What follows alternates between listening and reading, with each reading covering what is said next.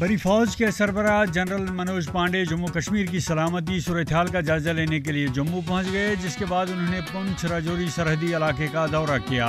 علاقے میں گزشتہ 5 روز سے فوجی آپریشن جاری ہے، جو فوج پر ایک حملے کے بعد شروع ہوا تھا۔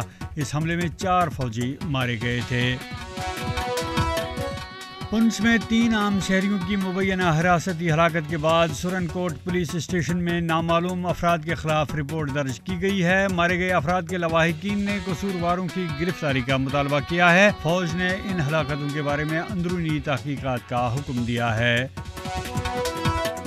جموں کشمیر کی سابق وزیر اعلیٰ محبوبہ مفتی کو حکام نے پنچ کا دورہ کرنے کی اجازت نہیں دی۔ ان کی پارٹی کے ایک ترجمان نے دعویٰ کیا کہ انتظامیہ نے انہیں گھر میں نظر بند رکھا ہے۔ بھاجپا کے ایک لیڈر اور سابق وزیر عبدالغنی کوہلی نے بھی شہری اور فوجی ہلاکتوں کی مذمت کی ہے۔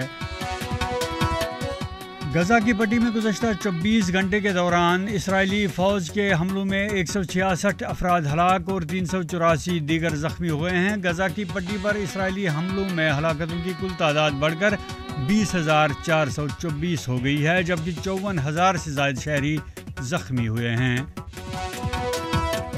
بہار کے وزیر اعلیٰ نتیش کمار نے واضح کیا ہے کہ وہ انڈیا اتحاد سے ناراض نہیں ہیں۔ انہوں نے کہا کہ انہیں کبھی کسی عہدے کی خواہش نہیں رہی۔ انہوں نے جنتا دل یونائیٹڈ کے ٹوٹ جانے کی قیاس آرائیوں کو بکواس قرار دیا۔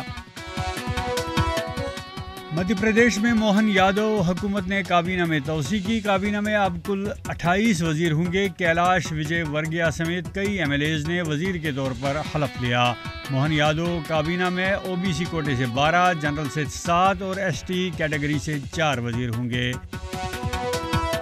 بھارت میں کورونا کے کیسز میں اضافہ کا سلسلہ جاری ہے۔ گزشتہ 24 گھنٹوں کے دوران 656 افراد کووڈ سے متاثر پائے گئے، جس کے بعد ملک میں فعال کیسز بڑھ کر 3,742 ہو گئے ہیں۔ سابق وزیر اعظم اٹل بہاری واجپئی کا 98واں یوم پیدائش منایا جا رہا ہے۔ اس موقع پر صدر دروپدی مرمو، وزیر اعظم نریندر مودی، وزیر دفاع راجناتھ سنگھ سمیت بی جے پی کے کئی سینئر رہنماؤں نے ان کی سمادھی سدیو اٹل پر پہنچ کر انہیں خراج عقیدت پیش کیا۔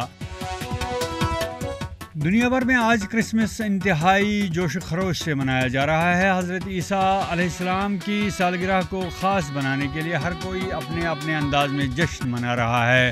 غزہ پر چل رہی اسرائیلی بمباری کے پس منظر میں اصل جائے پیدائش بیت الحم میں بڑی تقریبات منعقد نہیں ہوئیں۔ 21 دسمبر کو سنیما گھروں میں ریلیز ہونے والی شاہ رخ خان کی فلم ڈنکی دھوم مچا رہی ہے۔ فلم کو ریلیز ہوئے 5 دن ہو چکے ہیں اور یہ مسلسل اچھی کارکردگی دکھا رہی ہے۔ ہفتے کے آخر میں فلم کے کلیکشن میں اچھال دیکھنے کو ملا۔ پیر کو بھی فلم نے باکس آفس پر اچھی خاصی کمائی کی۔